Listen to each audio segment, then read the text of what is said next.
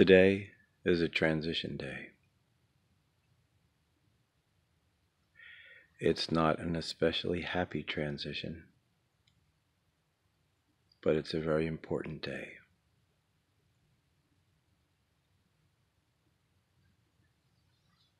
This experience of being on dialysis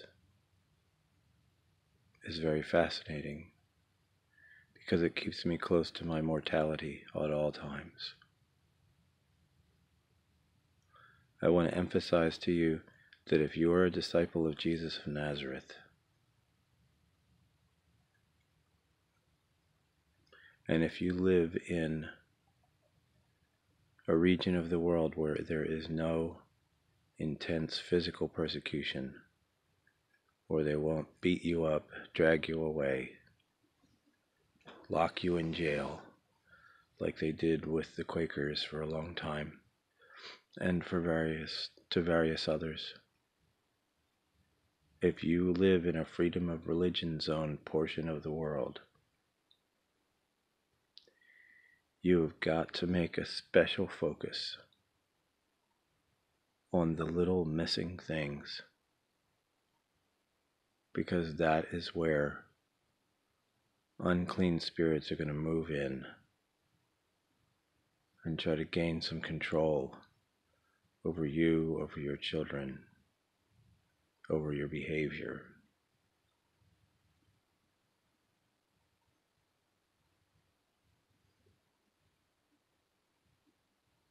All of the things that Jesus of Nazareth has given us to do, they're all pleasant, and the results of following them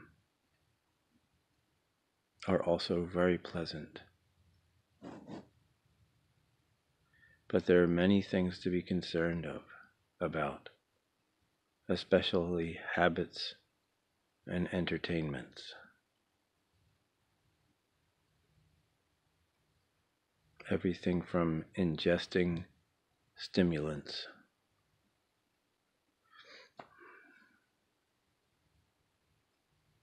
like Adderall or methamphetamines or coffee,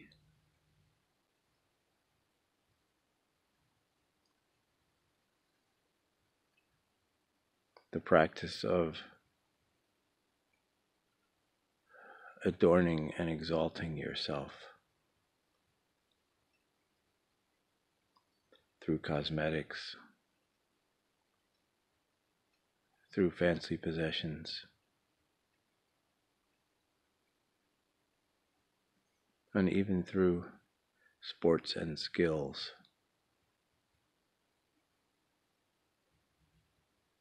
If you're doing many, many things, but have not yet assembled together that sweet list of things that Jesus of Nazareth has told us humans that we can do to benefit ourselves, then it will be good to develop a fear of the consequences.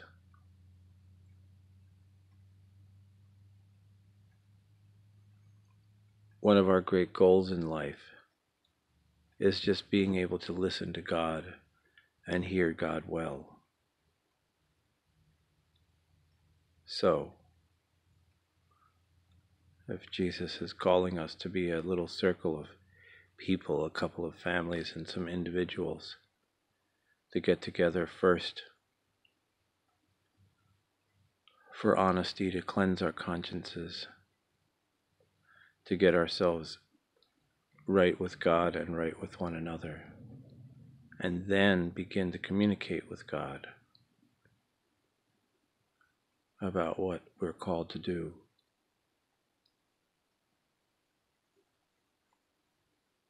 If that unity of admitting fault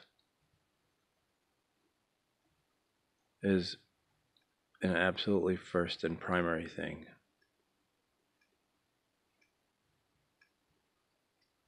if working on being peacemakers first before we go into spiritual activity, reconciling with friends and family, if that is first, then we must focus on that. If we are responsible to be a communion group that sends out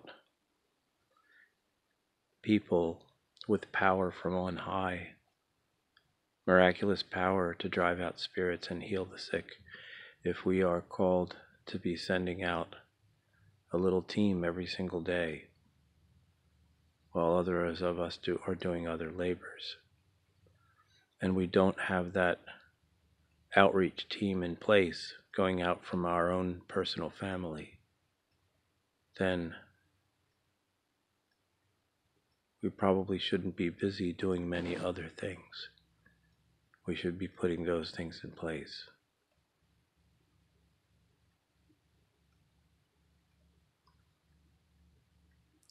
If Jesus taught the 12 in details across 40 days in his resurrection form, and then he taught separately the young super rabbi, Rav Shaul, Paul, he taught him the exact same details. And when he got together with the 12, they discovered that all the details that they had learned were precisely the same, one to another. If Jesus taught both the 12 and Paul the exact same things, then that means it is important for men, when they want to communicate with God, to remove covering from their head.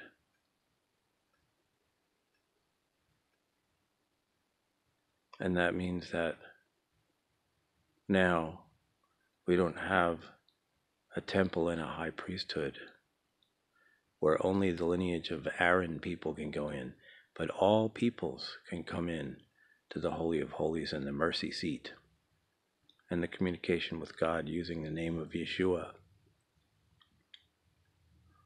And the women retain the gesture of the fabric over their heads when they're in the deepest communication and the corporate communication, because there's an enormous battle of angels going on, and there are some things that we are requested to do that are mysteries, that are sacraments. The word sacrament means a thing that you're doing in the visible realm that you have confidence is having an effect on the invisible realm. Doing things in the visible realm that you know are affecting the invisible realm. So, the immersion in water baptism, the use of the gesture of the veil, declaring that by faith that our communion is the body and blood of Yeshua coming into our bodies as a mystical reconnecting with him.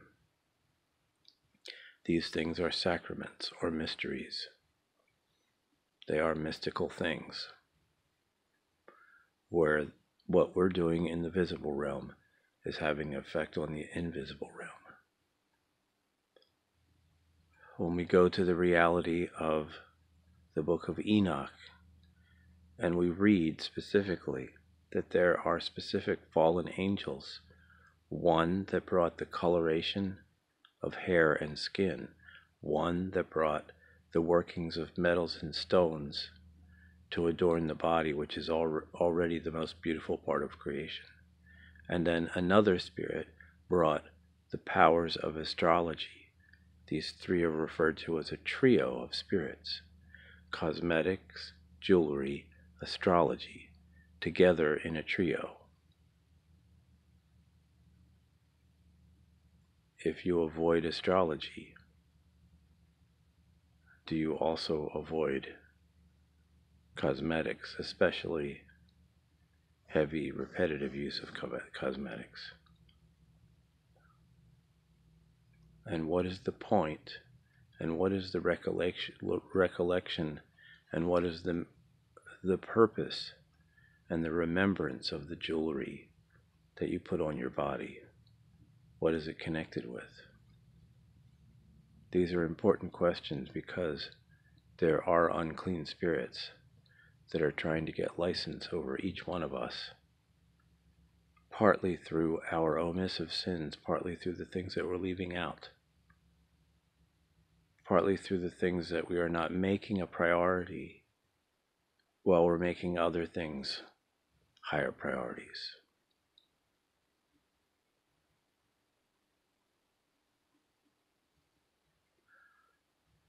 I don't know how many years I will live.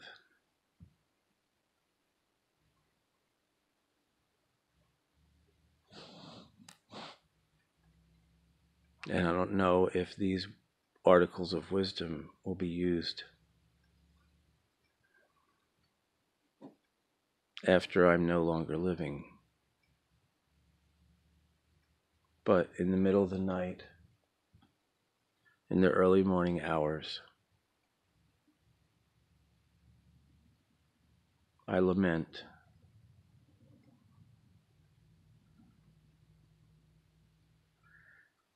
because a strong and supportive friend is departing. One has just departed and another is about to depart. And I am anticipating a time of aloneness. And I pray that I use my solitary time very, very well. There are so many things in my heart to do. And I'm even afraid of working on my own infrastructure because I don't want to be distracted from higher and more important things. So if you watch this video, please stop and pray for me that I might be effective in communicating with people and asking for forgiveness for my errors and mistakes. And also writing down the vision and making it plain so that people can jump into the vision and make it happen. God's peace to you. May God's refreshing peace fall on you. And may the fear of the consequences of Adonai God, may the fear of consequences consume you so that you operate in a completely safe way in all things. Thank you so much for listening. Please take notes on the missing things in Christianity. Do a search on that. The Missing Things in Christianity, YouTube. The Missing Things in Christianity, YouTube. Thanks so much, everybody.